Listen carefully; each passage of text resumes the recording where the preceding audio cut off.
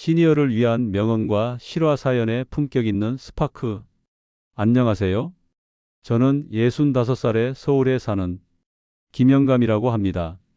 지난 40여 년을 가족 먹여 살리느라 뼈 빠지게 직장 생활을 해오다가 2년 전 퇴임을 하고 집에만 들어앉아 있다 보니 아내로부터 구박을 자주 받게 되었습니다. 심지어 이제는 밥충이처럼 앉아서 허구한 날 테레비만 보고 있어요 하면서 구박을 받기 시작했습니다. 그래서 결국 저는 아내의 행복을 위해 이혼을 해주기로 하고 이혼 법정에 서게 됐는데, 재판장 판사님으로부터 생각지도 못한 뜻밖의 충격적인 말을 듣게 되었습니다. 저뿐만 아니라 이혼에 동의해준 출가한 두 아들과 딸들도 경악을 금치 못했습니다. 부인께서는 2년 전부터 남편과 자식들도 모르게 은밀히 외간 남자와 사귀어오고 있는 사실이 있으시군요 하고 질문하시던 판사님의 질문 내용이 바로 오늘 제 사연 내용의 치욕스럽고 놀라운 사건의 본질이 되겠습니다. 그럼 지금부터 이 사건이 전말과 결혼 전 아내와 제가 목숨을 바쳐 사랑했던 기억들을 더듬어 회고해 드리고, 이런 내용의 또 다른 에피소드, 즉 제 아내 현숙 씨의 외간 남자와의 관계 등으로 말미암아 결국 이혼으로 결론 날 수밖에 없었던 사연을 여러분께 진솔한 마음으로 고백하려 합니다. 고백에 앞서 정말 간절한 마음으로 부탁의 말씀 하나 드리겠습니다. 제가 이런 사연 영상을 계속해서 제작해 올리려면 여러분의 구독과 좋아요, 그리고 많은 댓글이 필요하다는 말씀을 드립니다. 우스개 말씀이지만 돈이 드는 일도 아니고 손해보시는 일도 아니니 잠시 관심을 가져주시면 고맙겠다는 말씀을 드리는 것이오니 양해해 주시면 감사하겠습니다. 그럼 계속해서 저의 사연을 말씀드리겠습니다. 이렇게 제 인생의 절반 이상을 함께한 아내 현숙 씨와의 이야기는 이제 정말 마지막 장을 넘기고 있습니다. 이웃 사람들로부터 인고 부부라는 말을 들어가면서 결혼 40년 함께 늙어가며 많은 시간을 공유했던 우리의 관계가 이렇게 허망하게 끝날 줄은 꿈에도 생각 못했습니다. 처음에는 그저 제가 퇴직하고 집에만 있다 보니 아내가 답답해서 그러려니 했습니다. 아침에 눈 뜨면 밥 달라는 제 말에 한숨을 쉬고 TV 리모컨을 들고 소파에 앉으면 할 일도 없는 양반이 종일 채널만 돌린다는 식의 비아냥거림이 이어졌습니다. 퇴직 후의 생활은 저에게 큰 변화였습니다. 매일 아침 일찍 일어나 출근 준비를 하고 저녁 늦게까지 회사에서 보내던 시간이 사라지자 저는 무언가 허전함과 함께 새로운 일상을 찾아야 했습니다. 아내는 이러한 저의 변화에 적응하기 힘들어하는 것처럼 보였습니다. 아마도 아내 역시 자신만의 일상과 공간이 있었는데 제가 그 안에 불쑥 들어와 버린 것 같은 기분이었을지도 모르겠습니다. 처음엔 대수롭지 않게 넘겼습니다. 제가 현직에 있을 때는 매일 새벽같이 나가 밤늦게 들어오던 사람이었으니 집에만 있는 제가 낯설고 불편할 수도 있겠다고 생각했습니다.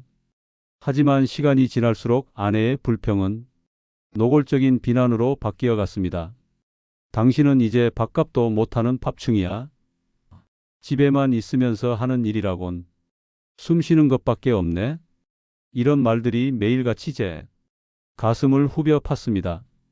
저는 정말이지 숨 쉬는 것도 미안해질 지경이었습니다. 아내는 저에게 끊임없이 무엇인가를 요구하는 것 같았습니다. 제가 퇴직했으니 집안일을 돕거나 새로운 취미를 찾거나 하다못해 밖에 나가서 시간을 보내라고 재촉했습니다. 하지만 저는 아직 퇴직의 후유증에서 벗어나지 못하고 있었습니다. 40년간 한 길만 보고 달려왔던 제 삶에 갑작스러운 공백이 생기자 저는 무엇을 해야 할지 막막했습니다. 무기력함이 저를 짓눌렀고 그 무기력함 속에서 아내의 잔소리는 비수가 되어 돌아왔습니다. 그때마다 저는 내가 뭘 그렇게 잘못했나 자책했습니다. 평생을 가족을 위해 헌신했고 악착같이 돈을 벌어 자식들 교육시키고 집도 장만했습니다. 현숙 씨에게 부족함 없이 살게 해주려고 노력했습니다. 그런데 돌아온 것은 비수 같은 말들이었습니다. 저는 점점 작아졌습니다. 집안에서 제 존재 자체가 죄인이 되는 기분이었습니다. 아침에 일어나는 것도 두려워졌고 밥 먹는 시간은 전쟁터 같았습니다. 밥상머리에서 아내가 째려보는 시선은 저를 체하게 만들었고 저는 밥이 목구멍으로 넘어가지 않았습니다.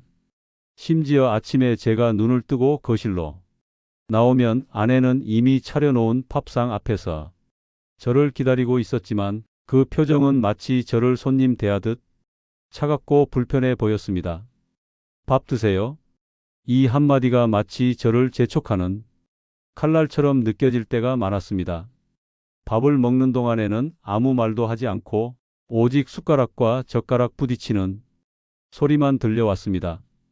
가끔은 제가 반찬이 참 맛있네 라고 말을 건네면 아내는 묵묵히 밥만 먹거나 짧게 네 하고 대답할 뿐이었습니다. 그 침묵 속에서 저는 스스로 이 존재를 의심하기 시작했습니다. 과연 제가 이 집에 있을 자격이 있는 것일까?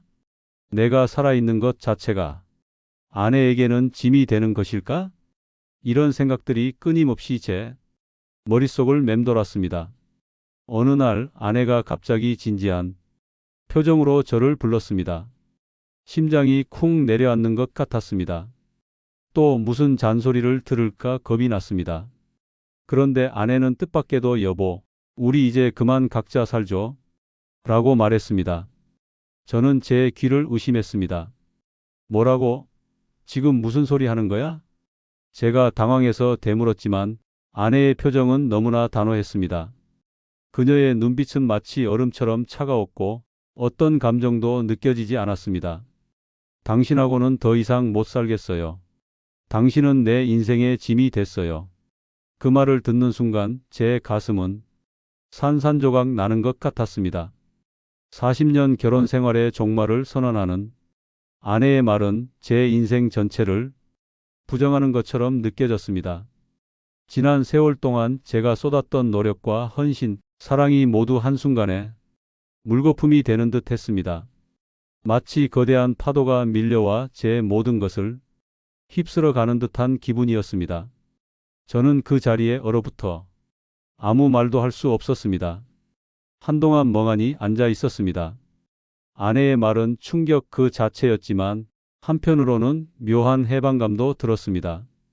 이 지긋지긋한 구박과 비난에서 벗어날 수 있을까 하는 일말의 희망 같은 것이었죠. 솔직히 말해 퇴직 후의 제 삶은 지옥과 다름없었습니다. 밥만 먹는 밥충이 취급을 받으며 존재 가치 없는 사람으로 취급받는 것이 너무나 고통스러웠습니다. 그래서 저는 비록 마음은 아팠지만 아내의 제안을 받아들이기로 했습니다. 그래, 그녀가 행복해질 수 있다면 내가 이혼을 해주는 것이 맞겠지. 내 존재가 그녀에게 짐이라면 짐을 덜어주는 게 도리겠지. 이런 생각이 들었습니다. 저는 그 순간 제 모든 것을 포기하는 심정이었습니다. 더 이상 싸울 힘도 버틸 의지도 남아있지 않았습니다. 그저 이 고통스러운 상황에서 벗어나고 싶다는 생각뿐이었습니다. 어쩌면 이 이혼이 저에게도 새로운 삶을 살 수 있는 기회가 될 수도 있겠다는 막연한 기대감도 들었습니다. 물론 그 기대감 속에는 쓰디쓴 패배감과 좌절감이 함께 뒤섞여 있었지만 말입니다. 자식들에게 이 소식을 전했을 때 아이들은 처음에는 크게 놀랐습니다. 두 아들과 딸 모두 결혼해서 각자의 가정을 꾸리고 살고 있었기에 부모님의 이혼 소식은 마른 하늘에 날벼락 같았을 겁니다. 저는 아이들에게 그동안 제가 겪었던 아내의 모진 구박과 비난, 그리고 제가 느꼈던 비참함과 절망감을 솔직하게 이야기했습니다. 제 말을 듣던 아이들의 얼굴에는 안타까움과 분노가 교차했습니다. 특히 막내딸은 아빠, 그동안 얼마나 힘드셨어요. 엄마가 너무 하셨네요. 라며 눈물을 글썽였습니다. 큰아들은 묵묵히 저의 어깨를 토닥여 주었고 둘째 아들은 아빠, 저희는 아빠의 결정을 존중합니다. 아빠가 행복하시다면 저희도 괜찮습니다. 한평생 자식들 위해 몸바쳐 희생해 오신 아빠가 이렇게 자랑스러울 수가 없었다고 말하면서 그만 눈물을 쏟고 말더라고요. 그 바람에 저 역시 회한의 눈물을 주체할 수 없이 쏟아내고 말았지 뭡니까? 결국 아이들도 엄마와 아빠가 더 이상 함께하는 것이 서로에게 고통이라는 것을 인정하고 이혼에 동의해 주었습니다. 자식들의 지지는 저에게 큰 위로가 되었습니다. 적어도 제 자식들은 저를 이해해 주고 저의 편에 서 주었습니다. 그것만으로도 저는 절반의 승리를 거둔 것 같은 기분이 들었습니다. 마침내 이혼 법정에 서는 날이 왔습니다. 제 인생에서 법정이라는 곳에 서게 될 줄은 상상도 못했습니다. 변호사도 없이 홀로 법정에 선 저는 긴장으로 손이 떨렸습니다. 아내는 말끔한 정장 차림으로 법정에 나타났고 그 옆에는 낯선 남자가 앉아 있었습니다. 그는 아내보다 훨씬 젊어 보이는 아주 핸섬한 남자였습니다. 저는 그 남자가 누구인지 신경 쓸 겨를도 없었습니다.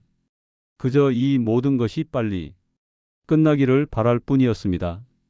제 심장은 쿵쾅거렸고 손에는 땀이 흥건했습니다. 40년간의 결혼 생활이 이렇게 차가운 법정에서 마무리된다는 사실이 믿기지 않았습니다. 마치 꿈을 꾸는 것 같았지만 눈앞에 펼쳐진 현실은 너무나 생생했습니다. 재판이 시작되고 판사님께서 몇 가지 질문을 하셨습니다. 저는 그동안의 상황을 담담하게 이야기했습니다. 제가 퇴직 후 아내로부터 겪었던 서러움과 비난, 그리고 아내의 행복을 위해 이혼을 결심하게 된 과정을 설명했습니다. 제 이야기를 들으시던 판사님의 표정은 알 수 없었습니다. 그저 무표정한 얼굴로 제 진술을 기록하실 뿐이었습니다. 그리고 판사님은 아내에게 뜻밖의 질문을 던지셨습니다.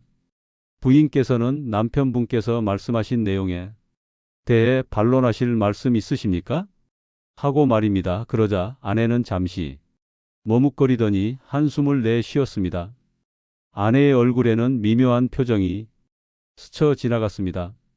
망설임, 그리고 체념 같은 감정이 뒤섞인 듯 했습니다. 그리고는 믿을 수 없는 고백을 시작했습니다. 네, 판사님, 사실은 제가 2년 전부터 다른 남자를 만나고 있었습니다. 아내의 입에서 나온 그 말은 제게 망치로 머리를 얻어맞은 듯한 충격이었습니다. 제 옆에 앉아 있던 두 아들과 딸도 경악하며 서로의 얼굴을 쳐다봤습니다. 아이들의 얼굴에는 배신감과 혼란스러움이 역력했습니다. 저는 그 순간 제 심장이 멎는 줄 알았습니다. 2년 전이라면 제가 퇴직하고 집에 들어앉기 시작한 시점과 정확히 일치했습니다. 그 남자, 아까부터 아내 옆에 앉아있던 그 남자가 바로 그 다른 남자였다는 사실을 깨닫자 제 머릿속은 더욱 혼란스러워졌습니다. 그동안 저에게 쏟아냈던 모든 비난과 모욕, 이혼 요구가 모두 이 남자 때문이었다는 사실에 저는 엄청난 배신감과 함께 모멸감을 느꼈습니다. 판사님은 침착하게 질문을 이어가셨습니다. 부인께서는 2년 전부터 외간 남자와 사귀어오고 있는 사실이 있으시군요. 그럼 남편분께 모진 말을 하고 이혼을 요구한 것이 이 남자분 때문이었습니까? 하고 질문을 하자 아내는 고개를 끄덕이며 작은 목소리로 네, 그렇습니다 하고 대답하더군요. 그 말을 듣는 순간 제 머릿속은 마치 소나기가 퍼붓는 진흙탕 속에서 빠져나오려고 몸부림치는 어린 아기 영상으로 가득 차서 순식간에 정신이 혼미해져 버렸지 뭡니까? 아내의 행복을 위해 이혼을 결심했던 제가 실은 아내의 불륜에 이용당하고 있었다는 사실이 너무나 비참했습니다. 제 눈앞이 캄캄해지고 온몸에 피가 거꾸로 솟는 기분이었습니다. 제가 사랑했던 아내가, 제가 평생을 바쳐 헌신했던 아내가 저를 이렇게까지 속이고 배신했다는 사실이 믿기지 않았습니다. 그동안 저를 밥충이라며 구박하고 존재 가치 없는 사람 취급했던 모든 행동들이 단순히 저에게 질려서가 아니라 다른 남자가 생겼기 때문이었다는 사실을 알게 되자 저는 말로 표현할 수 없는 치욕을 느꼈습니다. 40년간의 결혼 생활이 한순간에 부정당하는 기분이었습니다. 제 삶 전체가 거짓으로 뒤덮인 듯한 충격이었습니다. 저는 그동안 아내의 행복만을 생각했습니다. 제가 짐이 된다면 제가 사라져 주는 것이 아내를 위한 길이라고 생각했습니다. 그런데 모든 것이 거짓이었습니다. 아내의 행복 뒤에는 저를 향한 배신과 기만이 숨어 있었습니다. 저는 분노와 배신감 그리고 이루 말할 수 없는 수치심에 휩싸였습니다. 40년 결혼 생활이 송두리째 부정당하는 기분이었습니다. 제가 아내에게 밥충이 취급을 받으면서도 아내의 말 한마디 한마디에 상처받으면서도 참고 견뎠던 모든 시간이 주마등처럼 스쳐 지나갔습니다. 저는 마치 바보가 된 기분이었습니다. 제 아내는 이미 저를 떠나 다른 사람과 새로운 시작을 꿈꾸고 있었던 것입니다. 제가 집에서 무기력하게 시간을 보낼 때 아내는 다른 남자와 사랑을 속삭이고 있었다는 사실이 저를 더욱 비참하게 만들었습니다. 밤늦게까지 잠 못 이루며 아내의 차가운 태도에 괴로워하던 제 모습이 떠올라 저는 제 자신이 너무나 한심했습니다. 아내의 웃음 뒤에 숨겨진 비밀, 아내의 차가운 눈빛에 담긴 배신이 이제야 명확해졌습니다. 저는 그 자리에서 주저앉고 싶을 만큼 충격을 받았습니다. 재판은 그날로 끝나지 않았습니다. 판사님은 아내의 불륜 사실을 확인하시고는 저에게 추가적인 증거 제출과 함께 더 많은 이야기를 요구하셨습니다. 판사님의 그런 지시 말씀을 듣자마자 저의 세 자녀들은 누가 먼저랄 것도 없이 저를 위한 본격적인 전임 변호사 선임에 들어갔고 새로 선임된 저의 전담 변호사는 즉시 아내의 불륜에 대한 증거를 수집하기 시작했습니다. 그동안 저를 괴롭히던 아내의 모진 말들이 사실은 저를 내쫓기 위한 수단이었다는 것을 깨달으니 모든 퍼즐 조각이 맞춰지는 것 같았습니다. 제가 겪었던 수많은 모욕과 비난은 아내가 새로운 삶을 시작하기 위한 정당화 과정이었던 것입니다. 저는 변호사의 도움을 받아 아내의 외도 증거를 철저히 수집했습니다.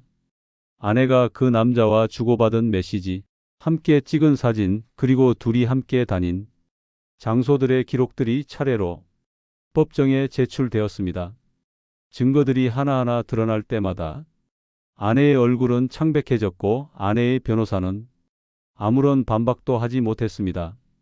제 자식들도 법정에 나와 엄마의 외도 사실에 대한 충격을 표하며 저의 편에 서서 증언해 주었습니다.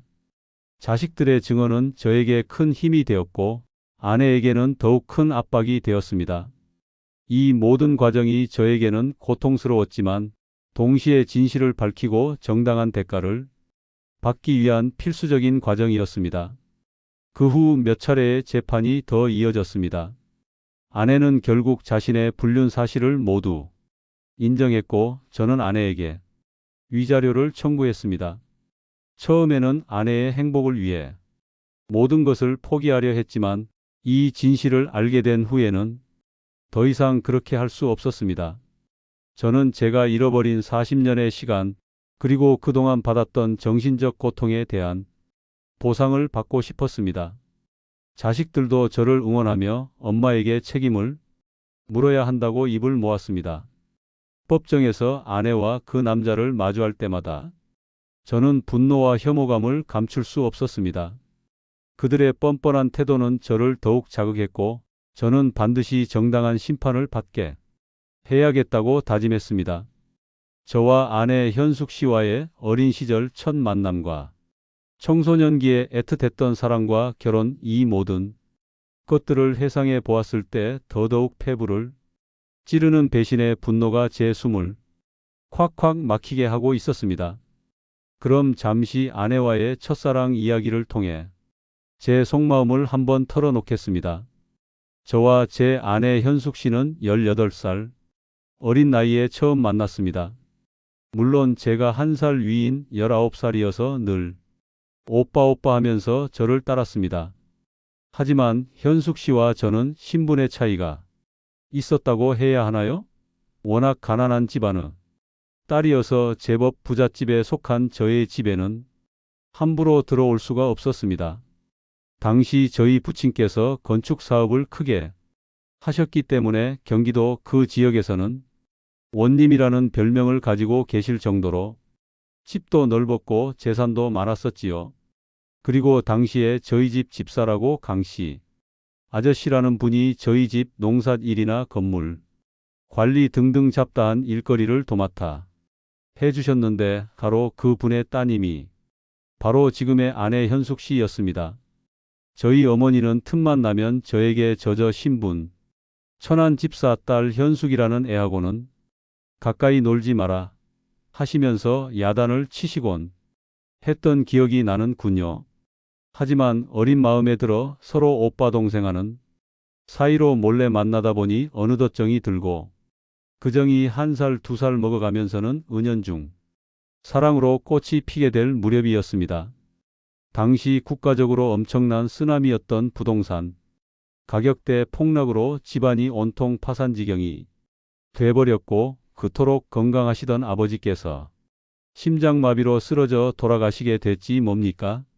한번 밀어닥친 재앙의 쓰나미는 결국 어머니의 목숨마저 앗아가 버렸고요. 하는 수 없이 저는 남은 식구손 윗누나와 막내 동생 셋이서 서울 동대문 시장을 돌면서 떠돌이 구제품 장사를 하기 시작했더랬습니다. 그런 가운데 우연히 헤어졌던 현숙 씨를 구제품 옷을 사러 온 손님으로 다시 만나게 됐던 겁니다. 그때 참 얼마나 반갑고 눈물이 났던지 말입니다. 이게 바로 영화나 드라마에서나 볼 수 있는 사랑이라는 건가 하고 밤새도록 그 동안의 회포를 풀면서 이야기하던 중에 현숙 씨가 대뜸 저에게 오빠 나이도 찼는데 결혼 안 할 거냐고 하면서 갈 곳 없으면 저랑 같이 살아요 하면서 대시를 하지 뭡니까? 저야 2번 말하면 잔소리죠. 낼름 결혼하자고 말하고 누나 동생들과 몇 사람 모여서 사진 찍고 작은 음식점 하나 빌려 식을 올리는 것으로 정식 신혼생활로 돌입을 해서 아들 낳고 딸을 낳을 쯤에는 조그만 건축 자재 회사에 취직을 해서 본격적인 봉급자 생활로 들어서게 됐던 겁니다. 그렇게 밤낮 없이 처자식 먹여 살리느라 40여 년간을 뼈 빠지게 일만 해왔다고 해도 과언이 아니겠지요. 어쨌거나 이런 애틋한 첫사랑의 감정을 잔인하게 짓밟아 버리고 연하의 남성과 불륜을 저지른 아내 아니 이제는 아내라고 입에 올리기도 민망한 현숙 씨의 행위는 비난받아 마땅하리라 생각하지만 한편 애정을 생각하면 또 애석하다는 마음이 들기도 하는군요. 그런데 여기서 또 궁금한 점이 문득 떠오르지 않습니까? 이제는 전처가 된 현숙 씨와 그 젊은 남성은 어떻게 만났을까요? 바로 요즘 유행하는 트로트 열풍 때문이었다지 뭡니까? 제 담당 변호사의 조사에 따르면 지금으로부터 3, 4년 전부터 우리나라 전체 가정주부들이 트로트 열풍의 가세에서 이곳 저곳 행사 장만을 찾아다니다 못해 밤중에는 트로트 음악이 대세인 전용 성인 나이트 클럽이나 비용이 적게 든다는 콜라텍을 드나들면서 낯선 남자들과 어울려 손쉽게 손을 잡고 춤을 추게 되면서 가정 주부들의 일탈이 심해졌다고 하는데 제 전처 현숙 씨도 바로 이 바람 속으로 슬그머니 스며들어서 그 연하의 남자를 만나게 되었다지 뭡니까? 그런데 놀랍게도 이 젊은 남자는 가정주부들에게 춤을 가르치는 전용 춤 강사라고 자처하고 다니면서 주부들로부터 돈을 뜯어내는 일명 제비족 건달이라지 뭡니까? 글쎄 기가 찰 노릇입니다. 어떻게 어엿한 남의 아내와 잠시 손잡고 춤 한 번 춰줬다고 불륜을 저지를 수가 있느냐 말입니다. 아무튼 재판이 길어질수록 제 마음은 지쳐갔지만 동시에 정의를 향한 갈망은 더욱 커졌습니다. 결국 법원은 아내에게 저에게 상당한 위자료를 지급하라는 판결을 내렸습니다. 길고 길었던 6개월 동안은 싸움이 끝나는 순간이었습니다. 저는 법정을 나서면서도 멍했습니다. 이혼이라는 결과는 변함없었지만 그 과정에서 알게 된 진실은 제게 깊은 상처를 남겼습니다. 아내의 행복을 빌었던 제 마음은 갈기갈기 찢겨 나갔습니다. 저는 더 이상 아내를 사랑하지 않을 것입니다. 아니, 지금은 아내가 아닌 그녀를 사랑했다는 제 자신이 한없이 부끄러웠습니다. 법원 문을 나서는 순간 차가운 공기가 제 얼굴을 스쳤지만 제 마음속의 공허함은 더욱 커졌습니다. 마치 오랜 기간 동안 짊어졌던 무거운 짐을 내려놓은 듯 했지만 그 자리에는 아물지 않는 상처와 쓰라린 배신감만이 남아 있었습니다. 자식들은 저를 부축하며 아빠, 이제 다 끝났어요. 괜찮아요. 라고 위로했지만 저는 자식들의 얼굴을 똑바로 쳐다볼 수 없었습니다. 제 자신이 너무나 초라하고 불쌍하게 느껴졌기 때문입니다. 이제 저는 새로운 삶을 시작해야 합니다. 65살의 나이에 찾아온 뜻밖의 이혼은 제게 엄청난 시련이지만 동시에 새로운 기회가 될 수도 있다는 생각을 합니다. 물론 아직은 상처가 너무 깊어 아무것도 할 수 없을 것 같은 기분이 듭니다. 하지만 저는 다시 일어설 것입니다. 저를 응원해주는 자식들이 있고 아직 살아갈 날들이 남아 있습니다. 이 비극적인 경험을 통해 저는 더 강해지고 더 현명해질 것입니다. 저는 이 모든 과정을 통해 진정한 독립과 자유를 배우게 되었습니다. 비록 값비싼 대가를 치렀지만 제 남은 인생은 저 자신을 위한 삶이 될 것입니다. 더 이상 타인의 시선이나 평가에 얽매이지 않고 오직 저의 행복만을 추구하며 살아갈 것입니다. 혼자 사는 것이 처음에는 두렵겠지만 저는 이 두려움을 극복하고 새로운 도전에 나설 준비가 되어 있습니다. 어쩌면 이 황혼 이혼은 제 인생의 전환점이 되어 저를 더 나은 사람으로 만들어줄지도 모릅니다. 저는 그렇게 믿고 싶습니다. 이 사연을 통해 저는 여러분께 한 가지 메시지를 전하고 싶습니다. 아무리 사랑하는 사람이라도 그리고 아무리 오랜 시간을 함께한 사람이라도 때로는 그 관계가 우리를 고통스럽게 할 수 있다는 것을요. 그리고 때로는 우리가 생각하는 것보다 더 큰 배신이 숨어 있을 수도 있다는 것을요. 저는 아내의 행복을 위해 이혼해 드린다는 마음으로 법정에 섰지만 결국 제 삶의 가장 큰 배신을 마주했습니다. 하지만 저는 이 경험을 통해 더 이상 누군가의 짐이 아닌 제 자신의 행복을 위해 살아가기로 결심했습니다. 제 이야기가 여러분에게 작은 위로와 용기가 되기를 바랍니다. 황혼기의 새로운 시작을 앞두고 계신 모든 분들께 부디 저와 같은 아픔 없이 행복한 미래를 맞이하시기를 진심으로 기원합니다. 여러분의 삶이 언제나 희망과 사랑으로 가득하기를 바랍니다. 장시간 경청해 주셔서 감사합니다. 시니어를 위한 명언과 실화사연의 품격 있는 스파크. 다음 시간에 또 찾아뵙겠습니다. 안녕히 계세요.